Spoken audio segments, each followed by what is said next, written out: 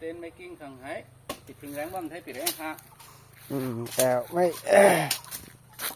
evangelist or missionary the life of missionary in Kasar Assam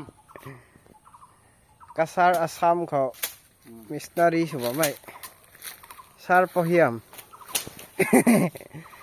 กันหน่าย Sar Thiling กันหน่ายตวงปีกวนแท้อ่ะ ให้เอ้ยกำบังกระแสกแทกแถวกระเหานะรวยปล่อยบังกันนี่สิแถวกระเหาไงนะปีแรงตึงวิทย์หนุ่มขึ้นน่ะแรงข้างเรียงเดาตลอดนะเขาไว้แรงข้างเขาไหมน่ะจะดิสิงามปูรนะขอแล้ววันหนึ่งฮะไว้นี่ท้องนอกก่อนนะไอ้รวยปรับด้วยเถอะ ไม่กวยนั่งสั่นแถบนั้นก็ล้วงไม่กวยครับไปรวยปล่อยกงกบไหมคันริวตูต้นต้มเขาไปรวยกันได้เถอะ